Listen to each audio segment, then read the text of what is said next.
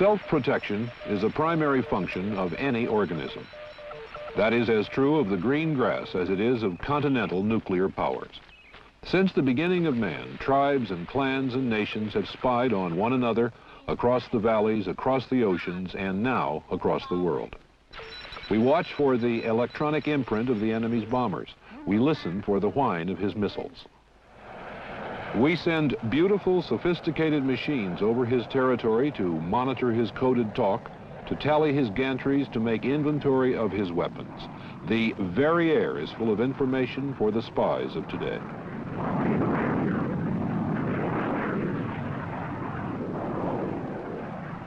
Much of this, for Americans, begins and ends in this building located at Langley, Virginia. This is the headquarters of the Central Intelligence Agency of the United States government. Everybody knows it, although the sign on the gate reads Bureau of Public Roads.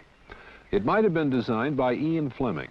Serried, secret cubicles, computers which translate Russian to English at 30,000 words an hour, documents burned in a $100,000 furnace. This is the Pentagon of the secret war. It is a depot for subversion and a kind of clandestine university. For many years, its scholarly headmaster was a super spy in the classic mold named Allen Dulles. Intelligence is nothing really other than information and knowledge.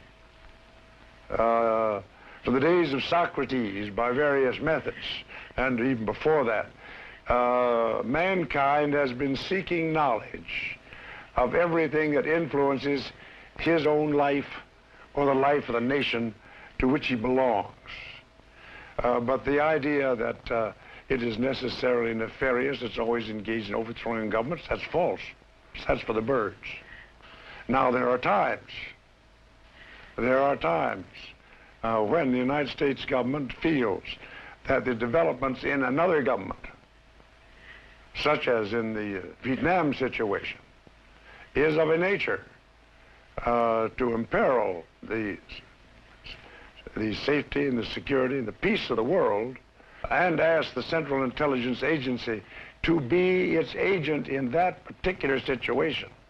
Mr. Dulles, I know you've heard this many times, but there are people who say that we, with regard to the CIA, are waging a secret war with an invisible government.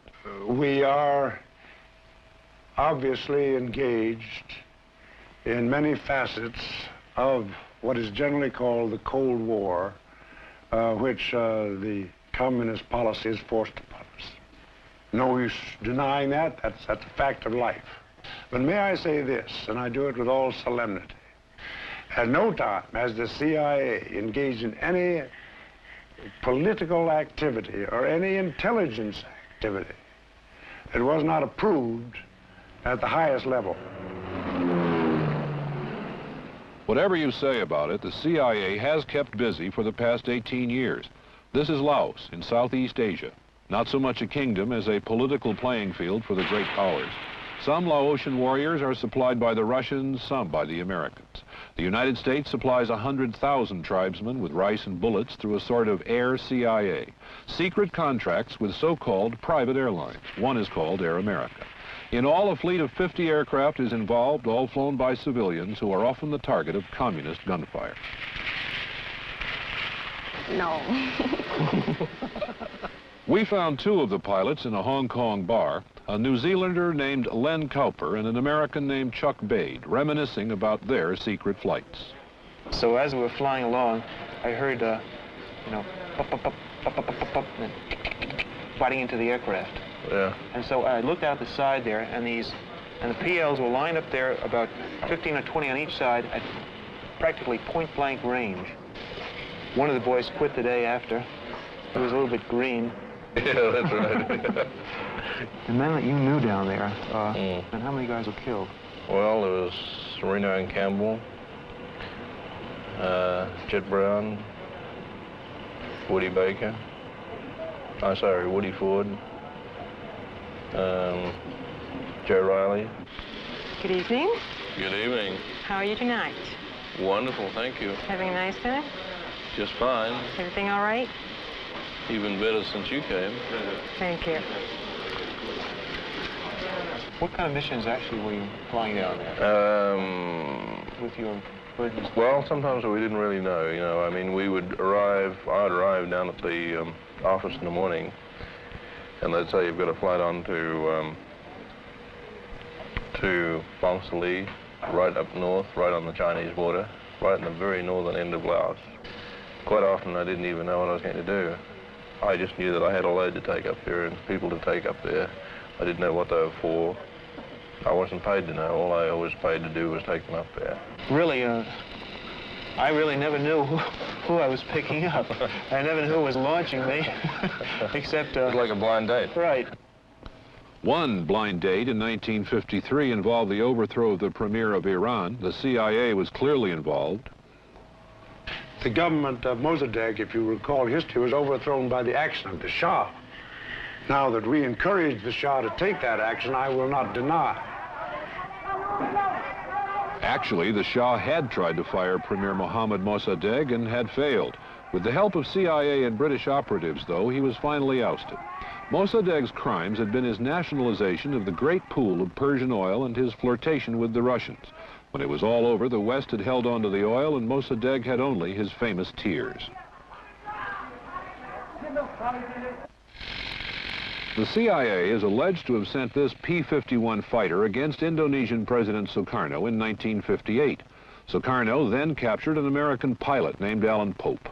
Pope had been flying a B-26 bomber for anti-Sukarno rebels while working for the CIA. Well, all I can tell you is that we were not very happy with Mr. Sukarno in, what was that year, 58. 1958, and I don't think we were very happy with him in 1965. The Congo is a natural and deadly battleground for American and Russian agents. The latest CIA help to the central government is an air force piloted by Cubans. Is it possible that there may have been American agents in the Congo who turned up later in Laos? I mean, are these men on both sides engaged in these battles around the world? Oh, yes. Do they meet? Do they? Well, if they meet too much and are seen too much, then they use their utility. Even in Tibet, where rebels fight the Chinese communists, there is the CIA. If it would help, the CIA would recruit the abominable snowman. Well, I'm not going to go into the Tibet situation separately because we might have got started wandering all around the world, and I would be going beyond what I know about. I do think that there are times where the supporting of movements that are favorable to you in a murky situation is one of the best ways of preventing that movement from becoming the communist movement from taking over. And that has been done from time to time. Do the Russians have a CIA? The KGB is one of the most sinister organizations that ever was organized. Are they any good? Are the Russians good at this? Oh, yes. Oh, my, yes. You take some of their operations, they're classic. And when we lost Czechoslovakia, that was a classic operation. You take their operation in Cuba, great skill was shown in that. You take several of the things they're working on now, such as Indonesia's, the Sudan, and so forth and so on, because they have a marvelous apparatus. Do they spend more money than we do in these activities? Oh, they must. Do we have an application of morality in our activities they don't? Oh, far more than they do, yes.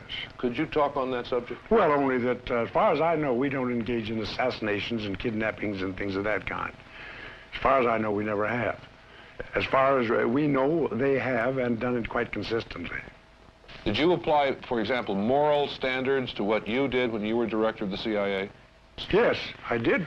Why? Because I don't think, given the caliber of the men and women I had working for me, I didn't want to ask them to do a thing that I wouldn't do. One or two said that even what I assigned them, they preferred not to do. That was all right with me. I didn't ask them to do it. All I can say is that I I'm a parson's son, and I was brought up as a Presbyterian. Maybe as a Calvinist. Maybe that made me a fatalist. I don't know. I hope I have a reasonable moral standard. The man who created the U-2 also planned the Bay of Pigs. One was a fantastic success, but the other wasn't. Richard Bissell is now a private citizen and a thoughtful one. Mr. Bissell, it's a truism in our society that moral ends don't justify immoral means. And yet you and your colleagues in the CIA must on many occasions have had to abandon that principle. How do you deal with it? I suppose that the way people deal with this under all kinds of circumstances, and the one that occurs to me as the most prominent historically is warfare, is that they feel a higher loyalty and that they are acting in obedience to that higher loyalty. In my position in the CIA, I had a chance to know of and remotely to observe many operations. And I will not deny that there were occasions when the Americans involved in these, as it were, out on the front, had, as people do in wartime, to undertake actions that were contrary to their moral precepts. But I will say that I think this happens a great deal less often, again, than one might surmise. I think the morality of, shall we call it for short, the Cold War, is so infinitely easier than the morality of almost any kind of a hot war that I never encountered this as a serious problem. The distinction between cold and hot war morality became academic to the crew of this British coaster on the 28th of June, 1954. Called the Springfjord, she was lying off the coast of Guatemala that day, loaded with coffee and cotton. That happened to be the time when the American government was overthrowing the communist-oriented government of Guatemala. A P-38 fighter operated by the CIA flew overhead. Its American pilot thought the Springfjord was carrying aircraft to the legal government of Guatemala, so he dropped 3 bombs. Only one went off while the crew escaped unhurt, and all 2,000 tons of the Springfjord now rest on the beach, testimony to a rather startling miscalculation. This pained the CIA, but the whole Guatemalan episode pained other Americans, some of them influential. One of them who was pained and is pained is Senator Eugene McCarthy of Minnesota. Now, if we believe that the Constitution says about the responsibility of Congress to declare war, for example, to have the CIA at the direction of a president actually fomenting or carrying on a war in a country, if it were to do this without any kind of congressional approval, I think would put some real strain on the Constitution. It's interesting to note that people from small countries, or Latin American countries, for example, are always greatly concerned about our CIA because a secret agency of this kind in a relatively small country with a weak government can become the real force of government. And it did happen here. Guatemala City, the capital of a country where the rich are very rich, the poor very poor, and the politics all mixed up.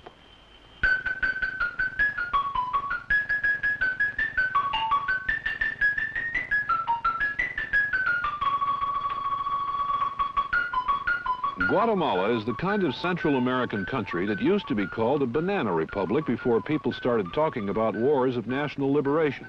Most of the citizens of Guatemala are Indians, and most of them live in the shadow of a small, wealthy class which owns most of the arable land. It is still a plantation society, plagued by the economic and political illnesses of such a society. For most of its history, it has been ruled by a dictatorship. But as the 1950s began, the pendulum swung from right to left, and the winds of change swept across Guatemala.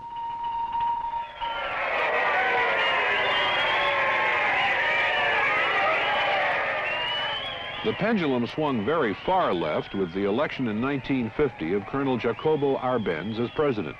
He confiscated the lands of the wealthy and filled his government with communists. He became, in local and American eyes, a menace. So the American government, through the CIA, made an alliance with Arbenz's opposition, and as of that moment, he was doomed. An American who had been air attaché at our embassy there, named Fred Sherwood, tells how the plot began. Several of us thought that perhaps we could stop this movement by organizing something in the form of vigilantes or night riders. For example, there was a group that tried to bring in some Puerto Rican and Cuban gangsters who made an offer, a package deal to speak, to kill or assassinate any 12 communists within the country for $50,000.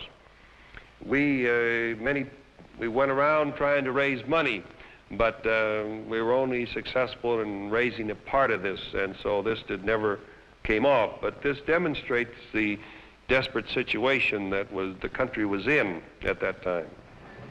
The American government threw in their forces with these small groups and helped organize these resistance groups to combat the communist force existing in Guatemala. This help was forthcoming in all sorts of technicians, pilots, demolition teams, radio technicians, professional psychologists who organize rumor networks. These men provided the know-how of organizing a successful revolution. We had, fortunately, two wonderful ambassadors in Guatemala and Honduras. Jack Purifoy had been selected very carefully as ambassador to Guatemala as he had just cleaned out the communists in Greece. Whitey Whitauer was named ambassador to Honduras. Whitey Whitauer was General Chennault's deputy of the Flying Tigers and also formed the Chinese National Airline. I am quite certain that if any of the planes flying for the Liberation Army had been shot down, some of those pilots could have spoken Chinese. The most important pilot for the Liberation Army, however, spoke American. The Liberation Army was CIA sponsored and directed, but it didn't have an easy time in its overthrow of the Arbenz regime. The Army had bogged down when an American freebooter named Jerry Delarme strafed the city and blew up the government oil reserves. Delarme did that while flying a P-47 furnished by the United States. Now he flies his own Lodestar, owns his own charter service, and minds his own business. I've been flying in Latin America ever since 1939, off and on. I like it here. It's easy living, siestas, and not too much rushing, no rut. It's a nice place. The first problem I had with communism down here started back in the time of Colonel Castillo Armas in Guatemala. That's when I started, was contacted, and from then on, that's about it. 2 days after Delarme blew up the oil reserves, Arbenz resigned. However, his replacements hesitated to embrace Delarme's employers, so Delarme got back in his plane and blew up the main Army powder magazine, which rather decided the question. The replacement for Colonel Arbenz was Carlos Castillo Armas, the entry backed by the USA. He arrived in the American ambassador's plane. Within about a month, there was little trace of the Marxist innovations of Colonel Arbenz. Mr. Bissell, Guatemala and what the United States and the CIA did there came within your tenure at the CIA. Do you regard Guatemala as a success? I do. Can you tell me a little more about it? Why you regard it as a success? Well, I'll give you first an answer that maybe slightly bureaucratic in its tone, but that, in the case of that operation, notably, as of other large operations, the whole policy-making machinery of the executive branch of the government was involved. By reason of its nature, the CIA had an assigned role, which was really a major role in that operation. And I say it's a success because the assigned role was carried out substantially as assigned.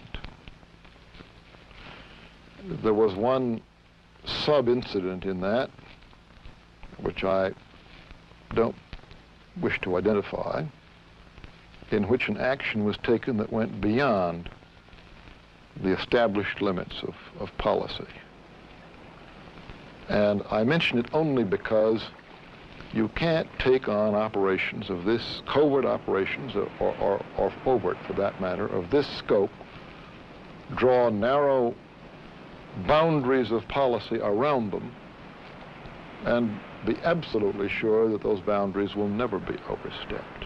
The overstepping in the case of the Guatemala operation, the one case I'm aware of, mercifully turned out to be of little significance and to do no political and minor financial damage to the United States, or for that matter to anybody else.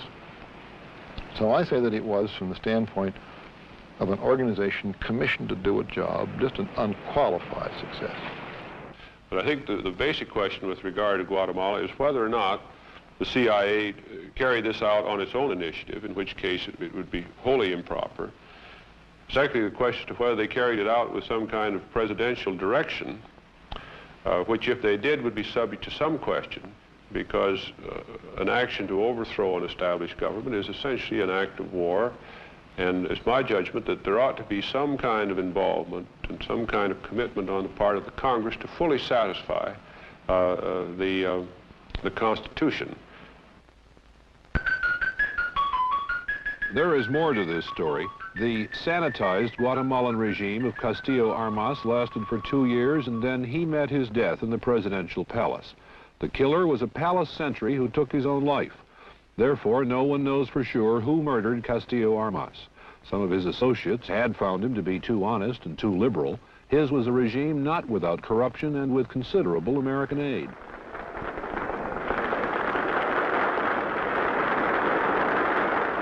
Guatemala's next president was Miguel Ydígoras Fuentes, progressive and pro-American. He was plagued by communist guerrillas, but his downfall came from the right at the hands of his own defense minister. Fuentes is now an exile in Costa Rica. He tells how he allowed the CIA to use his country as a training camp for the brigade of Cuban refugees who landed in the Bay of Pigs to overthrow his old enemy, Castro. It was very difficult to get in connection until the beginning of 1960. And then we talked with President Eisenhower, and then he sent some people to my country. Of course, they were not military men, they were civilians. They presented me some credentials. The credentials were from the CIA. I have never seen them before. And they asked me not to ask for principal names, only for first names, as Peter, John, James. The most difficult of the problem was to look for a place where no spies and pressmen went to see how they were doing. And Mr. Alejos offered his coffee plantation, a farm called Helvecia. We denied, as usual, all these organizations saying that it was only rumors and it doesn't exist any camp. And they built some roads in order to reach these hidden places, and they built some small barracks in wood. But we gathered there near 2,000 young men, very enthusiastic, with very good trainers. This hilly place has just about been taken over by the forest. This was the campground of the proud and optimistic Cuban brigade, recruited, paid, trained, supplied by the CIA and perhaps the largest covert operation in the history of subversion. What remains now is only the outdoor altar at which the Cubans prayed for victory. The CIA's Richard Bissell, author of the invasion plans, reflects on the lessons learned. I think this is an unlearnable lesson. In any future operation of this kind, again, there is going to be an operator. His eyes are going to be fixed on the success of the operation. So far as he is concerned, it is going to be desirable to do things that, from the standpoint of others in the government, will involve major risks in a quite different dimension. There is always going to be this incredibly difficult choice, and if it's an important issue, it's going to be in every case, as it was then, the president's choice.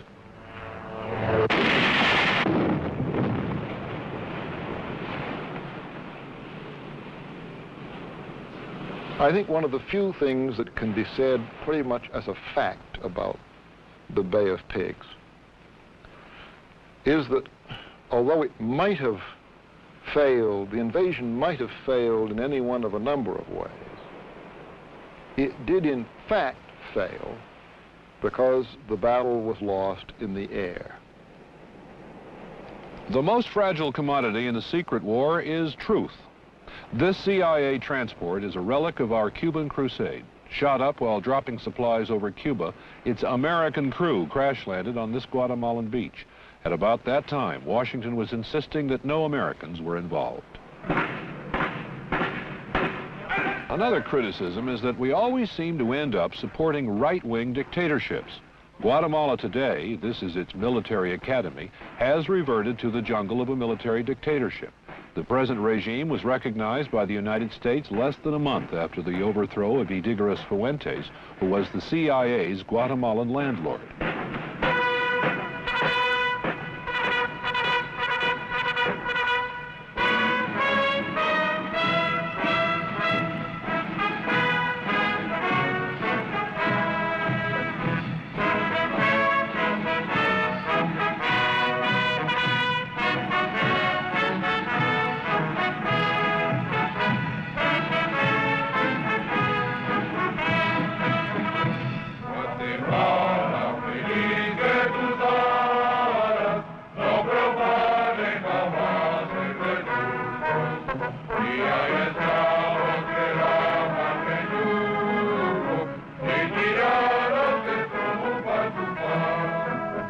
Well, don't we find ourselves supporting right-wing governments all around the world?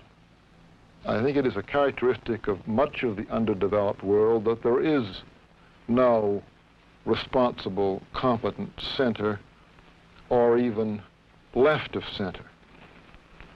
All too often, there is either an oligarchic regime, tribal in some areas, or more feudal, as in parts of Latin America and others, and confronting it, an opposition that is hopelessly far to the left, explicitly communist allied. I take it that a part of our national political objective is to elicit, to bring into being, to encourage the creation in much of this part of the world of a responsible center, or even left of center. And perhaps we're succeeding, for instance, in some parts of Latin America. But I think in this sense, viewed as a problem that confronts the nation, it has to be admitted that in many places we find ourselves supporting the right, not because we're rightists, but because there literally is no other alternative to chaos or to encouragement of those who have made themselves explicitly our enemies. There are people in Guatemala today who are explicitly our enemies, and this is their handiwork. This is what used to be the United States Aid Mission Garage in downtown Guatemala City. On New Year's Eve, it was invaded by communist terrorists. They destroyed 20 American automobiles and a traveling library donated by the citizens of Montgomery, Alabama.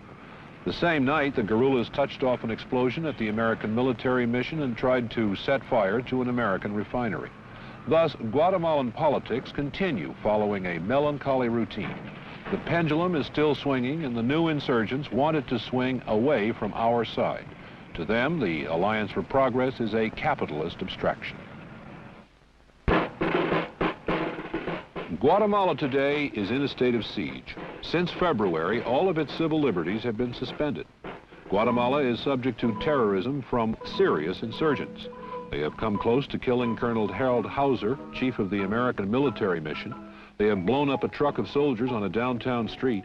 They have assassinated the chief of the secret police. They have held up the office of the United Fruit Company for an $18,000 haul.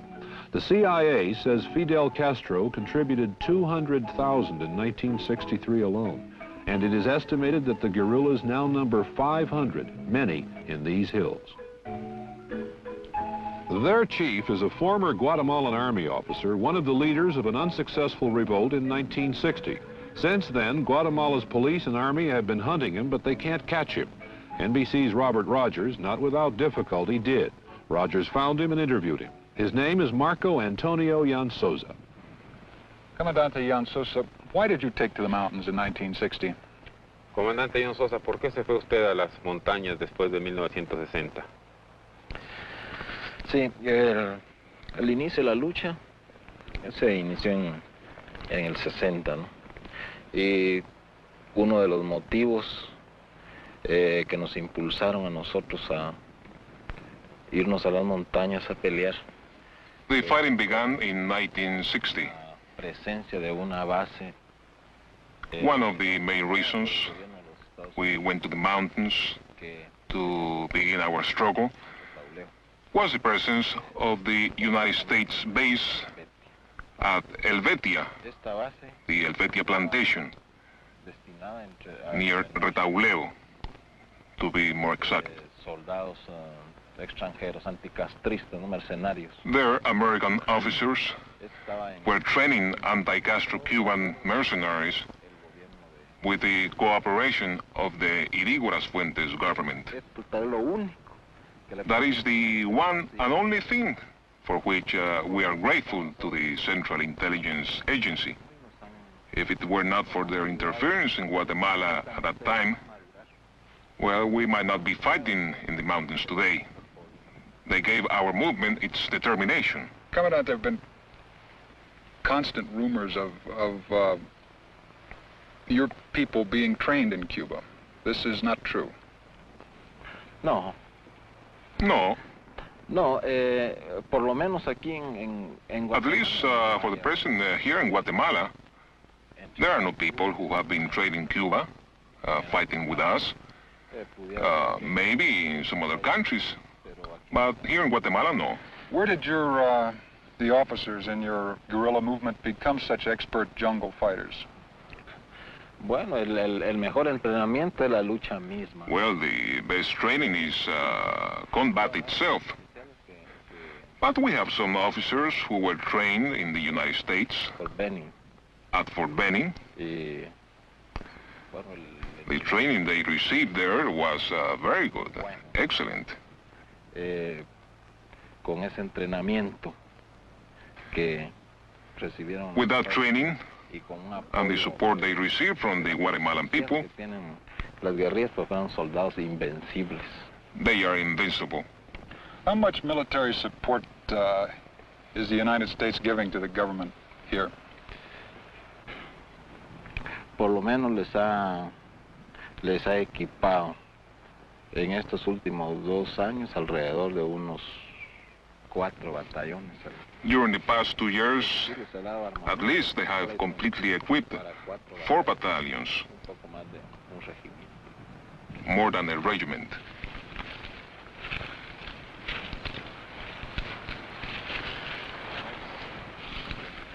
Commandante, in the last few weeks, your organization has burned the American aid garage here, tried to blow up the military mission, and tried to kill the chief of the American military mission here.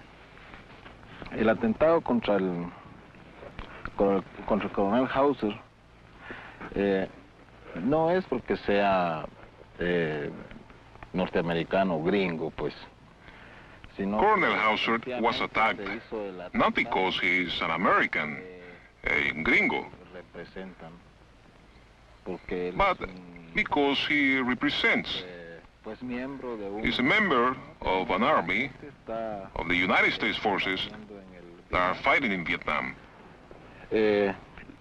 También el coronel Hauser es uno de los militares. Also, Colonel Hauser is one of the American officers advising the government forces, helping them repress the peasants in the areas where our guerrillas operate.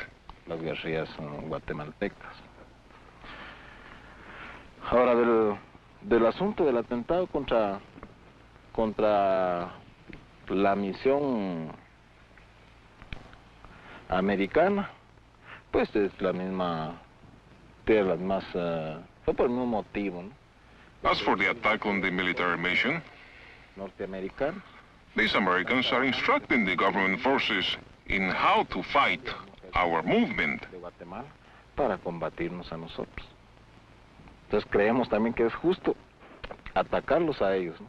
No porque sean, I think it's only right that we should attack them, not because they are Americans, but because of what they are doing in our country.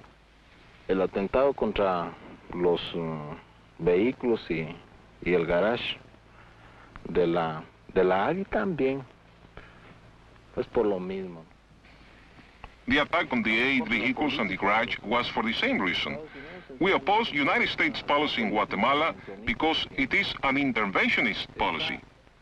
The Americans come here and put presidents into office and remove them. Y ponen presidentes. Comandante, last week your men blew up an army truck right in the center of Guatemala City, and over the past months have assassinated a number of high government officials. Do you consider yourself a terrorist? Sí, habría que...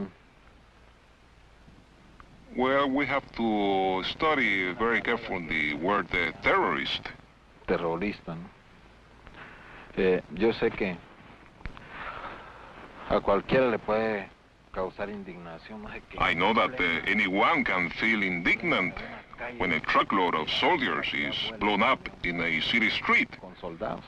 Pero hay que ver por qué. But you must consider the reason for our attack, the why.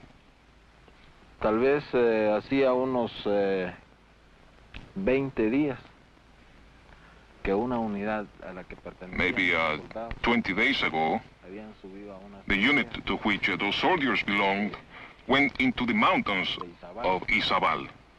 Y habían asesinado. They tortured and murdered the inhabitants. A la gente a los habitantes de estas aldeas. Y habían violado también. They also raped a young girl before her whole family. La mamá y los hermanos y cuñados. Entonces, como represalia por esas atrocidades que están cometiendo en la montaña, fue que se hizo ese. So we have to do something to destroy our truckload of soldiers or to execute an enemy. Does not give us a pleasure. But we must do these things. They serve a higher political purpose. What is wrong with U.S. policy as far as Comandante Jan Sosa is concerned? Why is he opposed to U.S. policy, the Alianza para el Progreso? Ahora, en cuanto a la Alianza para el Progreso, pues yo creo que sí fue inspirada con una buena intención. Well, I believe that the Alliance for Progress was inspired by the good intentions, but it is too late. Pedía ciertos requisitos. In order to function at all, the Alliance needs certain basic preconditions. Introducir reformas al They have to present tax reform, agrarian reform. ¿Y qué pasó? But as soon as these reforms are attempted, the ruling classes, the oligarchy, the large landowners, and their allies, especially here in the case in Guatemala, they begin to maneuver against them.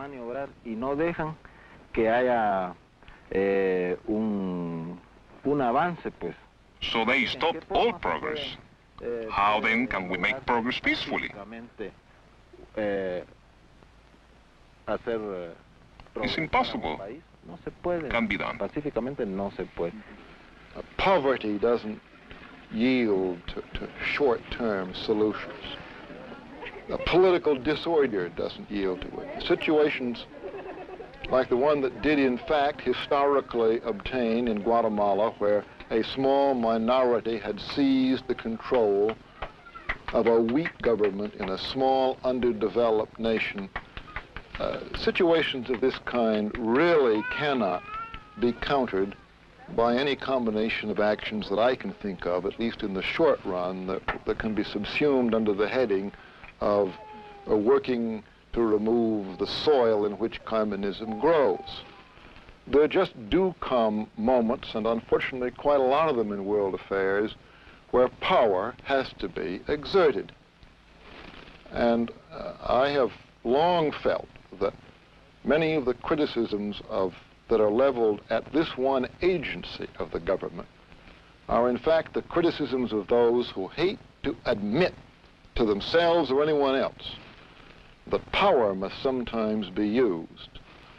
And as I implied a moment ago, they choose to level their criticisms at one piece of the U.S. government in order to make these criticisms more acceptable.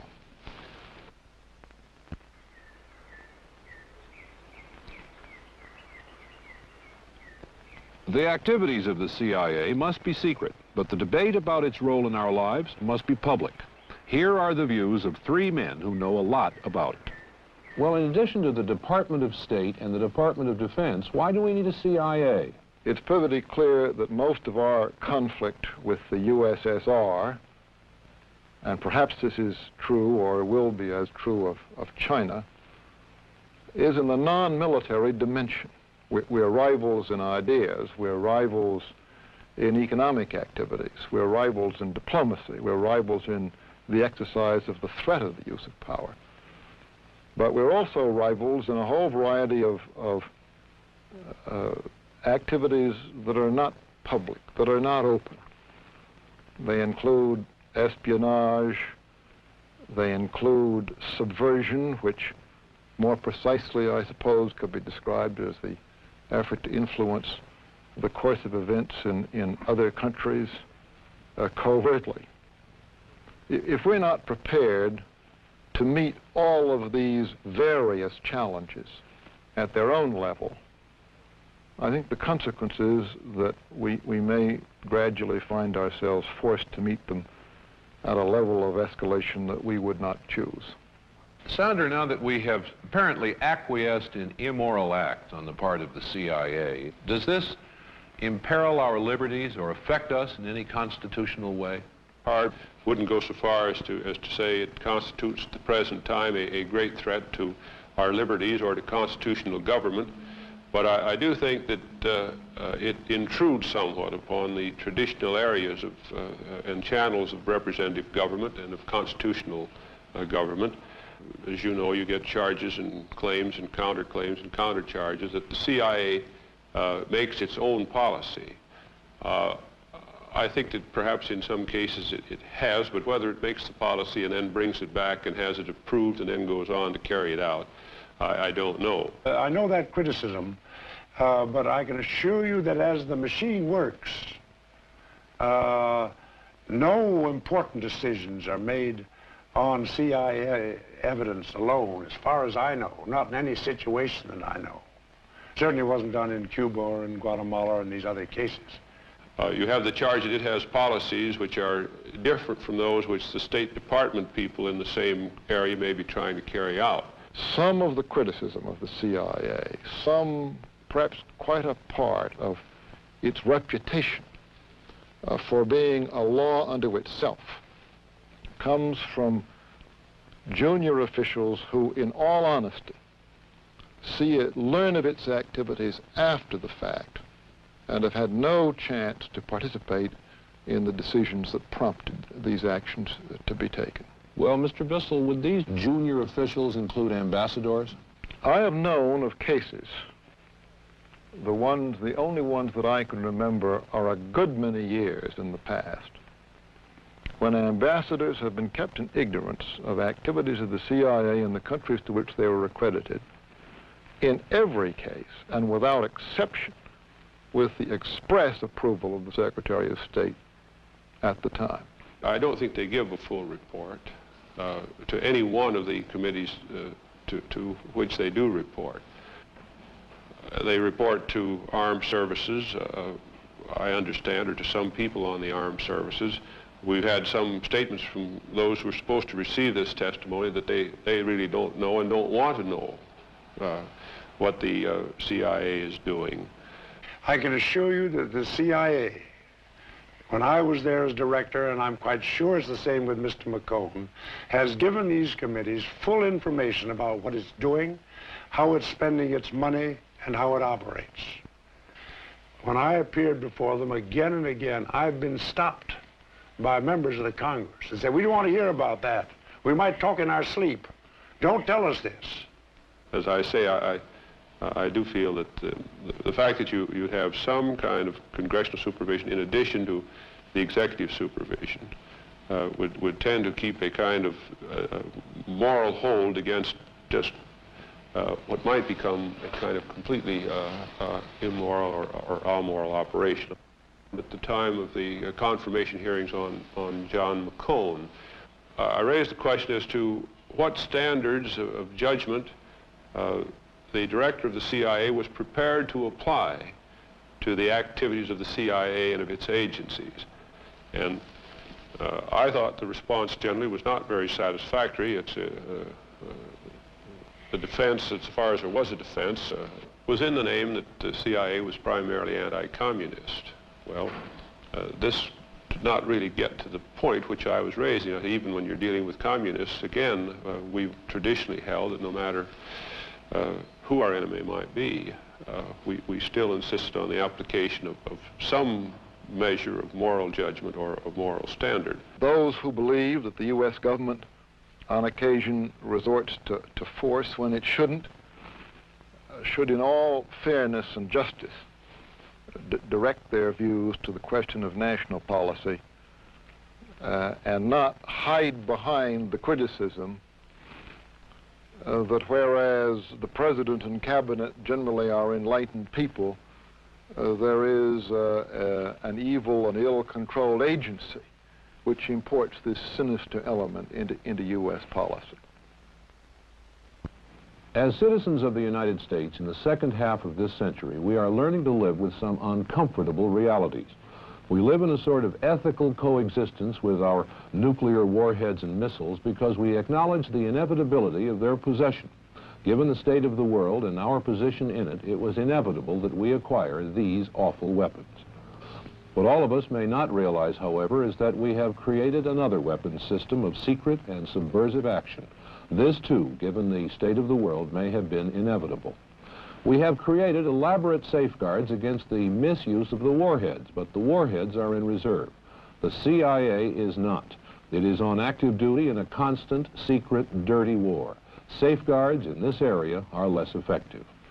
The problem we have is how to reconcile the necessity of the CIA with its secret offenses against our public morality. It's getting more and more difficult to be an American these days, and there doesn't seem to be much that we can do about it. Thank you, and good night. This policy is forced upon us. No use denying that. That's a fact of life. But may I say this, and I do it with all solemnity. At no time has the CIA engaged in any political activity or any intelligence activity that was not approved at the highest level. Whatever you say about it, the CIA has kept busy for the past 18 years. This is Laos in Southeast Asia, not so much a kingdom as a political playing field for the great powers. Some Laotian warriors are supplied by the Russians, some by the Americans. The United States supplies 100,000 tribesmen with rice and bullets through a sort of air CIA. Secret contracts with so-called private airlines. One is called Air America. In all, a fleet of 50 aircraft is involved, all flown by civilians who are often the target of communist gunfire. No. We found two of the pilots in a Hong Kong bar, a New Zealander named Len Cowper and an American named Chuck Bade, reminiscing about their secret flights. So as we were flying along, I heard, you know, pop, pop, pop, pop, pop, pop, pop, and biting into the aircraft. Yeah. And so I looked out the side there, and the PLs were lined up there about 15 or 20 on each side at practically point-blank range. One of the boys quit the day after. He was a little bit green. Yeah, that's right. The men that you knew down there, and how many guys were killed? Well, there was Reno and Campbell, Jet Brown, Woody Baker, Woody Ford, Joe Riley. Good evening. Good evening. How are you tonight? Wonderful, thank you. Having a nice day? Just fine. Everything all right? Even better since you came. Thank you. What kind of missions actually were you flying down there? With your burdens? Well, sometimes we didn't really know, you know. I mean, I'd arrive down at the office in the morning, and they'd say you've got a flight on to Phongsaly, right up north, right on the Chinese border, right in the very northern end of Laos. Quite often I didn't even know what I was going to do. I just knew that I had a load to take up here and people to take up there. I didn't know what they were for. I wasn't paid to know. All I was paid to do was take them up there. Really, I really never knew who I was picking up. I never knew who was launching me, except... It was like a blind date. Right. One blind date in 1953 involved the overthrow of the premier of Iran. The CIA was clearly involved. The government of Mossadegh, if you recall history, was overthrown by the action of the Shah. Now that we encouraged the Shah to take that action, I will not deny. Actually, the Shah had tried to fire Premier Mohammad Mossadegh and had failed. With the help of CIA and British operatives, though, he was finally ousted. Mossadegh's crimes had been his nationalization of the great pool of Persian oil and his flirtation with the Russians. When it was all over, the West had held on to the oil, and Mossadegh had only his famous tears. The CIA is alleged to have sent this P-51 fighter against Indonesian President Sukarno in 1958. Sukarno then captured an American pilot named Alan Pope. Pope had been flying a B-26 bomber for anti-Sukarno rebels while working for the CIA. Well, all I can tell you is that we were not very happy with Mr. Sukarno in what was that year, 1958. 1958, and I don't think we were very happy with him in 1965. The Congo is a natural and deadly battleground for American and Russian agents. The latest CIA help to the central government is an air force piloted by Cubans. Is it possible that there may have been American agents in the Congo who turned up later in Laos? I mean, are these men... A classic mold named Allen Dulles. Intelligence is nothing really other than information and knowledge. For the days of Socrates, by various methods, and even before that, mankind has been seeking knowledge of everything that influences his own life or the life of the nation to which he belongs. But the idea that it is necessarily nefarious, it's always engaged in overthrowing governments, that's false. That's for the birds. Now, there are times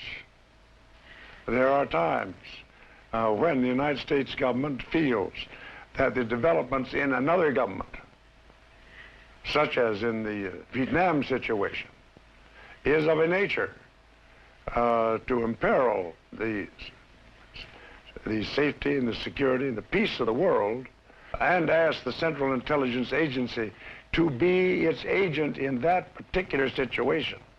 Mr. Dulles, I know you've heard this many times, but there are people who say that we, with regard to the CIA, are waging a secret war with an invisible government.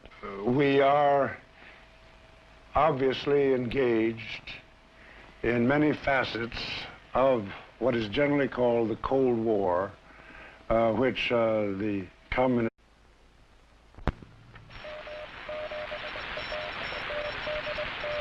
Self-protection is a primary function of any organism. That is as true of the green grass as it is of continental nuclear powers.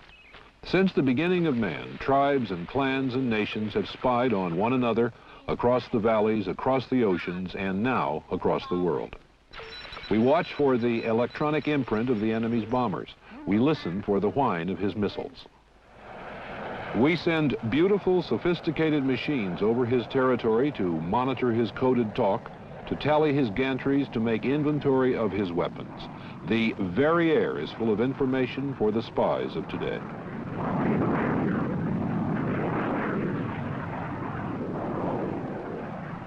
Much of this, for Americans, begins and ends in this building located at Langley, Virginia. This is the headquarters of the Central Intelligence Agency of the United States government. Everybody knows it, although the sign on the gate reads Bureau of Public Roads. It might have been designed by Ian Fleming. Serried, secret cubicles, computers which translate Russian to English at 30,000 words an hour, documents burned in a $100,000 furnace. This is the Pentagon of the secret war. It is a depot for subversion and a kind of clandestine university. For many years, its scholarly headmaster was a super spy in